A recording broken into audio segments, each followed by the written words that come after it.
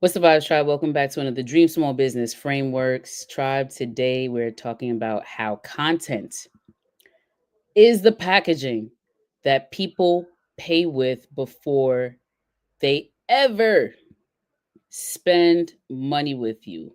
Now, we've had a conversation like this in a previous webinar.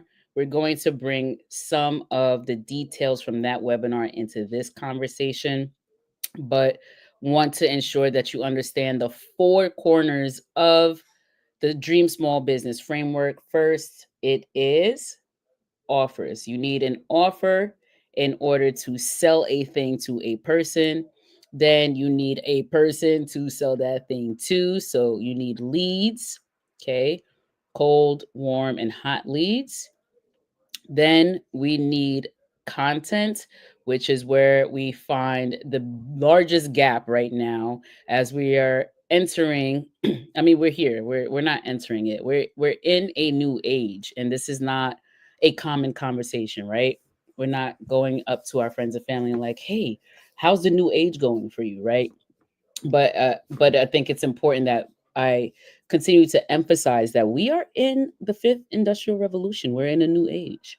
Okay, it's a digital age, and so content and digital presence is important. And then finally, the fourth corner of that framework is systems. And what's cool about systems is that once you got the other three corners, what you want to do is you want to find a way to automate those things so that your business is working for you and you're not working so hard anymore. That's the goal. And that's what the digital age is all about, y'all.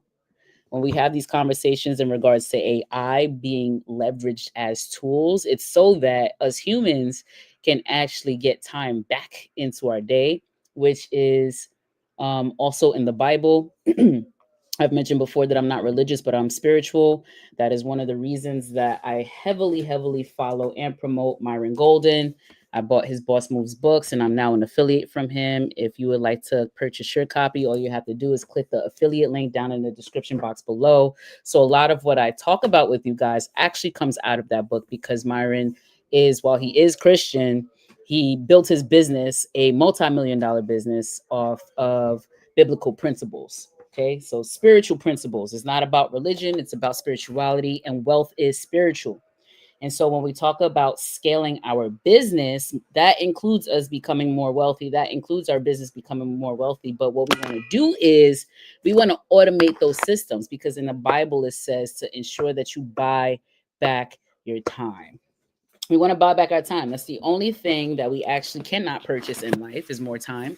The only way to buy it back is to ensure that we are being about our business so that it's running on a system so that the time that we do have here right now, we're able to utilize it the way that we want to, not under someone else's discretion. Someone else, yes, maybe a person, but majorly it is their things, right? Their jobs.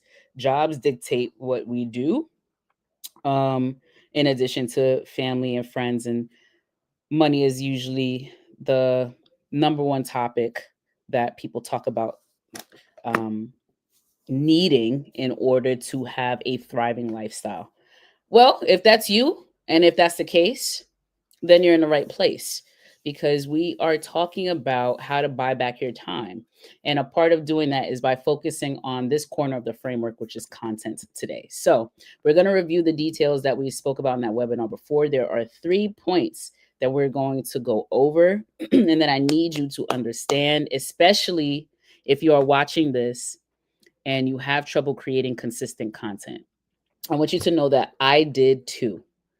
And this is the exact reason why I host webinars every Saturday at 4 p.m. Eastern Standard Time, is because I needed accountability and we go further and faster together. I know that even if I get one view, that someone can possibly find value in this content that I'm delivering. I know that if I get no views, that I don't have to worry about it so much because it doesn't mean that no one will ever see it or get value out of it, and or it means that I could continue to expand on the conversation like we're doing today, right? And so I want you to think like me in that way. If you struggle with posting content consistently, because I know for a fact that you don't have trouble with topics to talk about.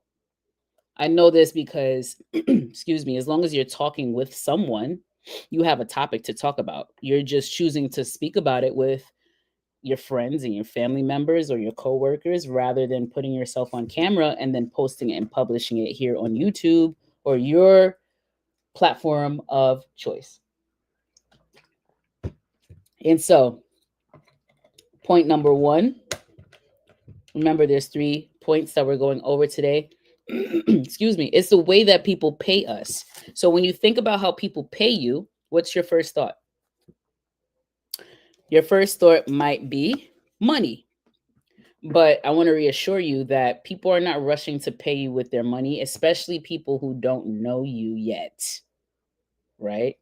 What does content help people to do? It helps people to get to know us. So the first way that people pay us, damn, I already wrote that wrong. I got a little whiteboard here for us, y'all.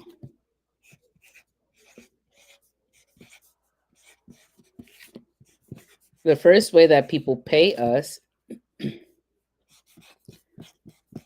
is with their, oh no. I thought that was going to work, but I got this visual background on. Let's actually change it. Because I want to ensure that, I hope I can edit this out later too. That's okay if I can't. All right. So the first way that people pay us, still can't see it.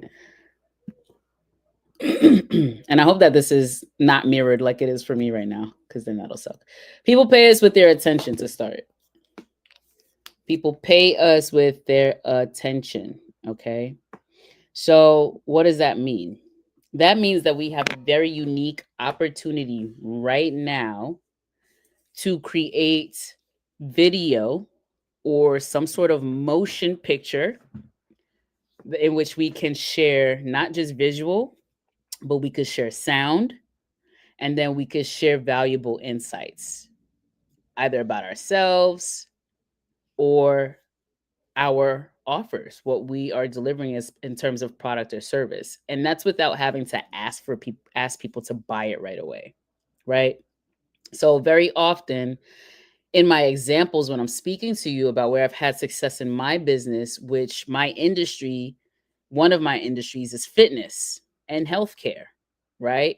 So I help busy professionals have success in their fitness business as well as in their personal endeavors, right? So I help busy professionals, they're mainly women over the age of 30, live the lifestyle that they want to live by not just looking good, but also feeling good. Okay. And the very thing that I have aside from this channel is another channel that is focused directly on fitness. And sometimes I'm focused on fitness here. In fact, most times I'm focused on fitness here, mental fitness. Sometimes people think of fitness, they think of physical fitness first, which is absolutely a part of overall fitness, but mental fitness is a part of it too. So that's more what I do on this channel. On my other channel, Built by Community, little black icon with yellow lettering, with a yellow symbol and white lettering, is all about fitness overall. So we got mental, we got physical, we got spiritual, we got emotional. Okay. And then everything else, that's the umbrella. Everything else can live under that, right? So we want to make sure that we have those in tip top shape in order for even our financial wellness to be successful. Now, on my fitness channel, even though I have both products and services to offer my audience, that is not where I spend a majority of my time speaking. I'm mostly giving tips and information. I'm mostly spending time educating my audience on ways that they can stay in shape, on exercises that'll help them get to their goals, on my experiences as a personal trainer and a fitness instructor, and how I help people to reach their goal who don't necessarily fall in the category of being a busy professional. Like, I personally train busy professionals to help them achieve their goals. So, and this has been a topic of conversation too, right? Is like, if I niche down, then am I missing out on a market to be able to deliver a product and service to them too? And it's like, if you're making content, then no, you're not. And that's the best part about buying back your time, is that your offers to which you are giving your time, or you're doing something laborious that requires a lot of your time and resources, should be your high ticket offer. We talked about offers before, right? Offers is the first corner of our framework. We talked about a lead generation offer, a call offer, a premium value offer, and then a continuity offer. Where did I get these offers from? They're all inside of Myron Golden's Boss Moves books. He taught me how to create a premium high ticket offer. What does that mean? That means that that is your most expensive offer. Maybe your continuity offer may be your most expensive. Maybe your core is, honestly. But it's not called a high ticket offer for no reason. It is typically the highest offer that you have in your arsenal. And so, if you have a super high ticket offer, that offer can't possibly be for everybody. It is for a select group of people who can actually pay for it monetarily.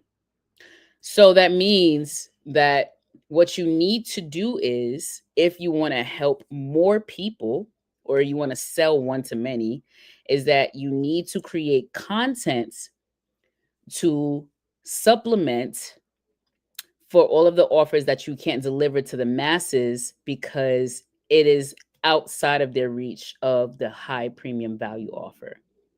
That means you have a lead offer, which is typically no cost, or at least low cost. You have your core offer, which is also at a low cost for the most part. And then you have a continuity offer, which might fall somewhere in between. It depends. It depends on what your product and your service is. Well, your service, if it's a continuity offer. Okay. So it depends on those variables. But nonetheless, you have 4 offers, right? Now you want to talk about those 4 offers. We don't want to gatekeep any information from the leads that want to buy our products and service, and wants to, but before they do that, they want to pay us with their attention. We need to give them something in order for them to pay attention to, especially if you're not investing in ads, or if you're not investing in any type of marketing team who is controlling your social media accounts and helping you blow that up. Like, if you're not making a monetary investment into marketing and advertisement, that means you have to do it. That means you are doing your marketing and your advertising, but where are you doing that at? And it needs to be that you are doing content, so that your every post that you do is not you selling to someone immediately. That is where we make the biggest mistake, is that we're automatically using our social media platforms. Excuse me, y'all. I was talking, doing a whole bunch of things all day. I had a summit earlier. So we want to ensure that every time that we're posting and publishing on on our platforms, whenever that is, that we're not selling our audience something right away. Sometimes we're just having a conversation. Awareness is actually the first step to our leads or our customers recognizing that they actually want or need our thing anyway. So, how can you make your audience more aware of the thing that you're passionate about talking about, educating on, informing on, or even entertaining on? How can you make them more aware about that thing first before you sell them something? So this just came to mind for me because it just came up. So one thing that I'm thinking about is um, a new comedian who popped up on my timeline. He usually does a skit called Gangsta Chef. I don't even remember dude's name, but he usually does a skit called Gangsta Chef, and I think it's hilarious. Okay, so he popped up on my timeline not that long ago. I found it super funny. I don't typically binge a bunch of content, so I maybe watched one or two videos, and then that was it. I hopped off. I hopped off of his profile. I open up Instagram a couple other times, and I see some more of his content, and more of his content is making me laugh, right? So now I'm realizing like this really resonates, and I'm really aware of this person and what happens when I'm engaging with their content. It took a minute before I actually saw content of his to where he would do a skit, and in the middle of the skit, he packaged in his offer into the content.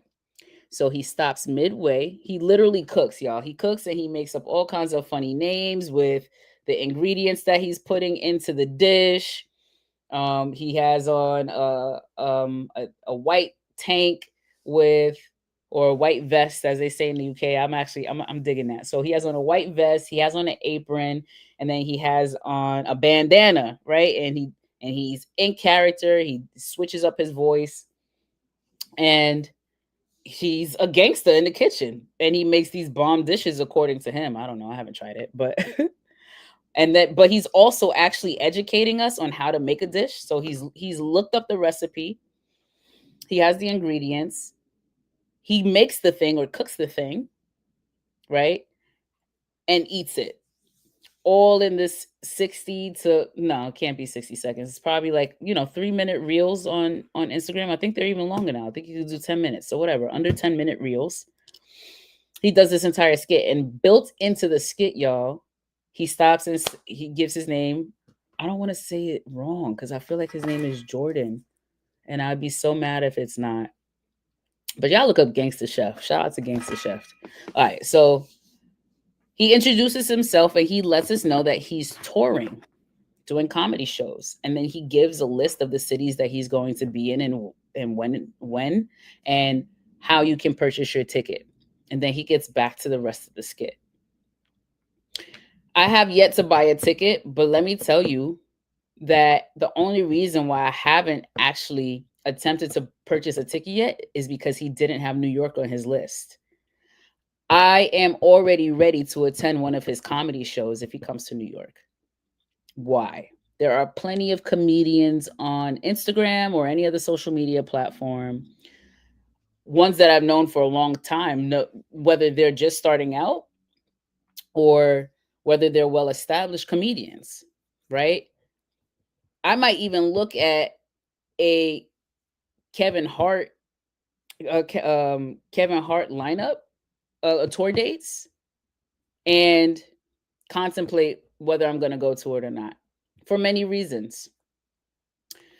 But here's the thing: Kevin Hart, I don't follow him as much, or his stuff doesn't pop up on my timeline as much, and because of that, I'm not paying him much of my attention unless I'm seeking him out. Gangsta Chef pops up on my timeline and I pay him with my attention. Therefore, I'm ready to take the next step. I'm ready to take the next step in his offer. Okay? But there's still one more step that comes after attention, but before payment. So even though I'm now aware of Gangsta Chef, I paid him with attention first, and I'm willing to pay him monetarily to go to one of his shows. Even before that step, though, something else happened before I got to that point. And so that brings us to our second point, is that after people start to pay us with attention because they're watching our content, is that then we pay them with our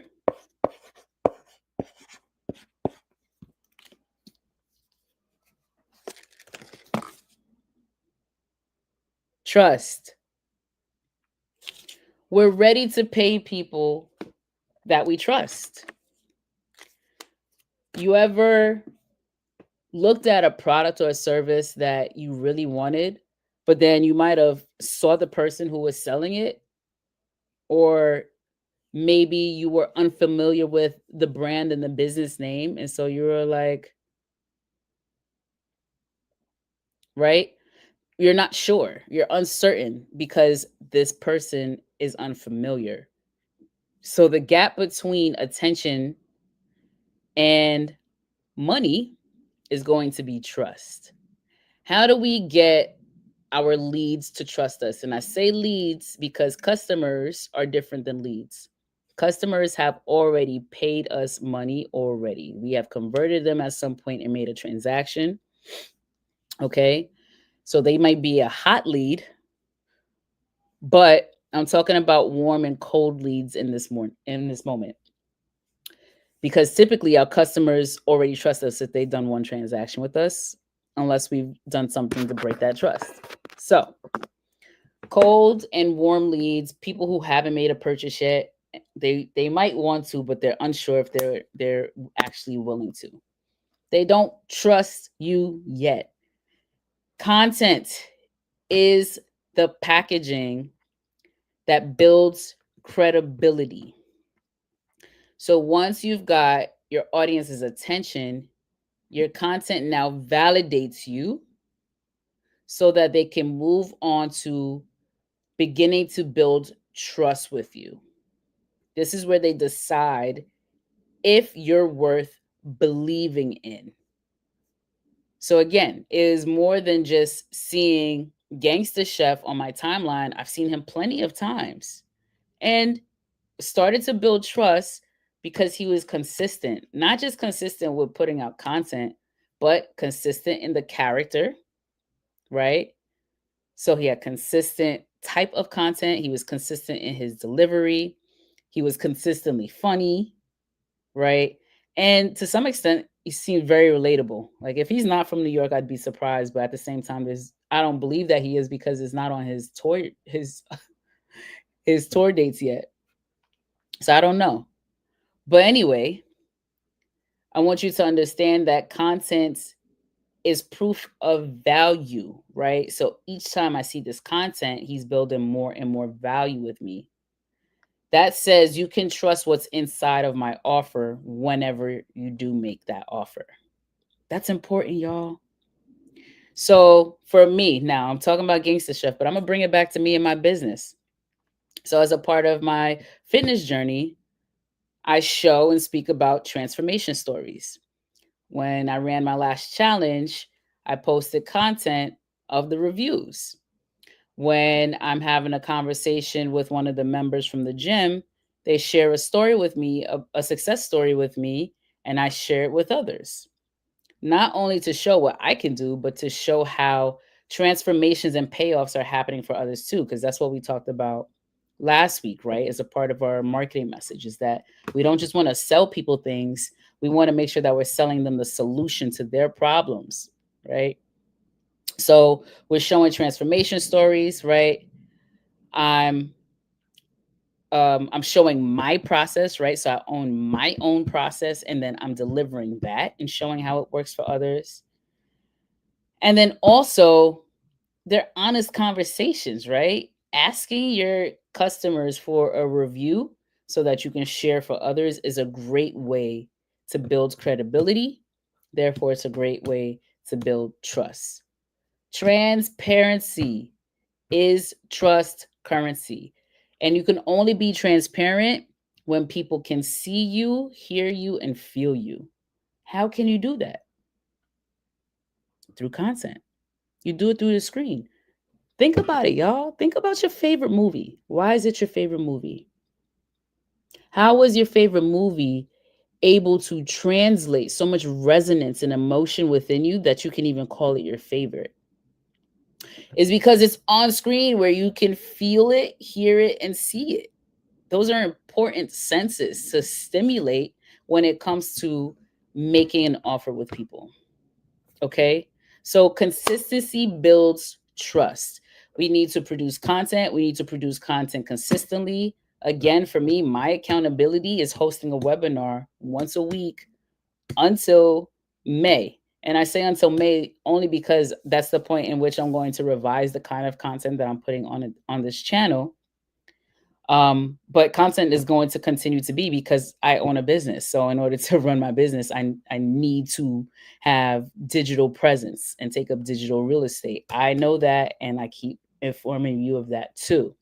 So it's important. Consistency builds trust, and trust is what converts into confidence. So trust is what converts into confidence. Trust is what people pay before they give you any of their money. Okay? So now that we got trust looks crazy now because of the way that I wiped it. So now that we got trust out the way, what happens now? We talked about 3 points. We just got through 2. So what's going to be the next one? Next, it's obviously that people pay us with their money. And I'm still going to write it here on the board. But I'm saying it multiple times. I'm showing you multiple times because people still not, y'all are still not creating content as much as I'd like. At least once a week, y'all. Y'all should be doing these webinars with me. I would love that actually. If you're interested in hopping on a webinar with me and have a conversation, drop that in the chat for me. We can talk about it. What's your hiccups? What's your hurdles? Let's talk about it and share because each one teach one. If you're having this experience, so are many people. So after people pay you with attention, after people pay you with trust, then they pay you with their money. And that's all through content though.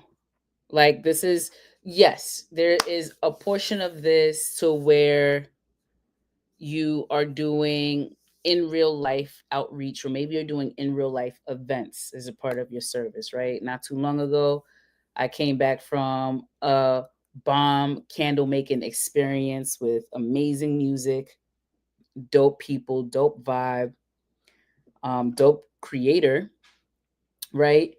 And small business owner. And King Energy Only. Shout out to you, Taz. Okay. So even if that's the case, you still need to create content. You need to balance all of the things, y'all. So when you can get outside and get in front of people, you want to do that. But more importantly, you want to do content. There are plenty of business owners who don't have time to get outside, and that's exactly why they started creating content anyway. And so they focus on their content, which people then are able to make a purchase with your offer because you're going to talk about and make people aware of your offer as much as possible. And then you're going to put a link down in your description box that'll lead them to that offer that they're interested in. So your content takes your audience from the peak interest of your content down the path of actually purchasing it. Okay. Content makes your offer feel aligned with what they need. Think about it. If someone watches one piece of your content and then they watch 2 and then they watch 3, they're resonating with it. And so it would only make sense that when you made an offer, if it was something that solved their problem or they feel that they wanted or needed, that they'd purchase it. Okay. By the time someone buys with you your product or your service, your content should have already pre-sold them because it's a part of the package. Like your content is a part of the package. It's the way to market and advertise. And for free for the most part, right? The way you package your message is through the visuals, is through the tone, is through the storytelling and the structure of your content. It's what makes your price feel aligned with their perceived value, right? Because you're giving them so much. We don't pay for content on YouTube. It's open source. You don't pay for content on most of your platforms. It's open source.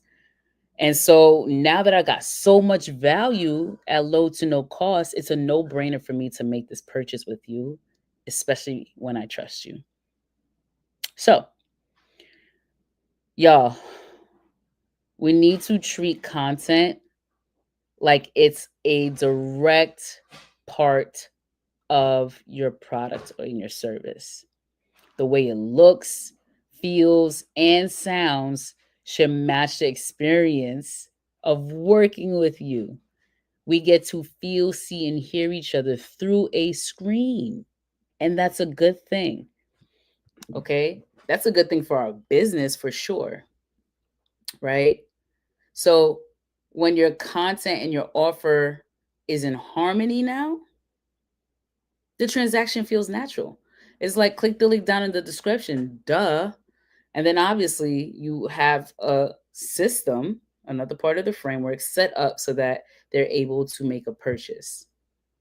And then what happens after that is that when they receive the purchase, your product or your service, they get to utilize it. And then they still come back to watch more content. It's so amazing, y'all. I have connected with quite a few people through posting consistent content on YouTube. It's a great way to introduce discovery calls to find out more about the person, and they get to find out more about who you are or your products and your service is. And then we get to help them to make the decision of which offer they want to purchase in that moment. And because they reach out by clicking the link, it's almost a guaranteed conversion, unless your values are just so misaligned that you don't want to work with them. You get to be selective about who you get to work with. And that's amazing. So, content helps people to pay us with their attention, their trust, and then their money. And by the way, your content is not just marketing. I just wanted to emphasize that because I know that I mentioned that content is a part of your marketing, but it's not just marketing. It's truly a part of your packaging. And that's what we talked about last week when we were talking about charging our clients and charging them correctly and how to do those things. So make sure that you go back and watch that video. Okay. But yeah, it's a part of the packaging, y'all.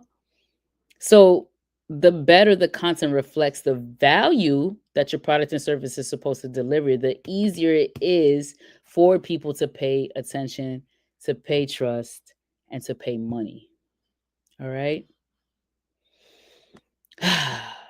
Y'all, that's all I have for y'all today. Like, I think it's really important that as you're watching this, that you are no longer just being a consumer. If you are an entrepreneur, aspiring or established, we cannot continue to only be consumers of content. We cannot have so much content consumption that we are not creating content.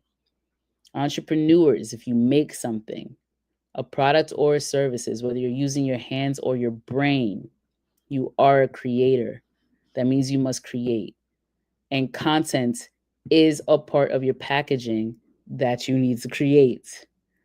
And so I hope this video inspires you. I would love for whomever takes inspired action in this moment to create a short form video, or even a long form video, to be sure to tag me in the comments so that I can hop on your channel and show your handle some love. I'll show your channel some love. I'll leave a comment as well. Okay. And finally, if you need accountability and assistance, there is a discovery call link down in the description box below. All I need you to do is click on it and schedule a time for us to talk. And once we have a conversation, we could talk about a specific strategy for you to be able to, a content strategy for you to be able to follow so that you're posting more consistently. Okay. We can talk about fitness if that is you, if you're a busy professional and you are looking for the most optimal lifestyle, you want to feel just as good as you look and look just as good as you feel, then feel free to check out my Stan store and create that call with me, or use a discovery call link. That's cool too. And we could talk about that as well.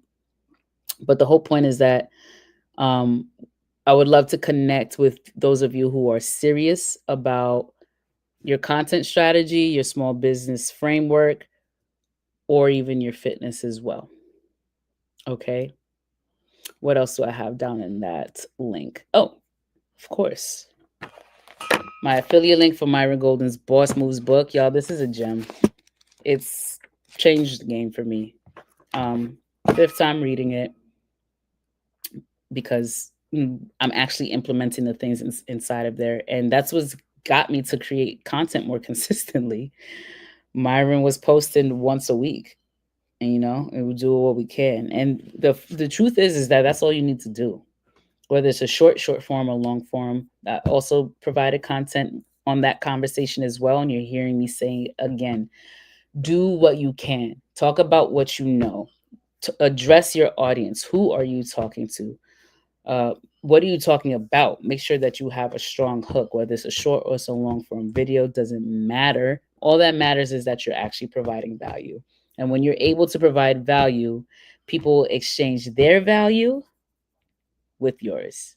And with that, my friends, I hope you have an awesome weekend. I look forward to seeing you in the next webinar next Saturday at 4 p.m. Eastern Standard Time. Until then,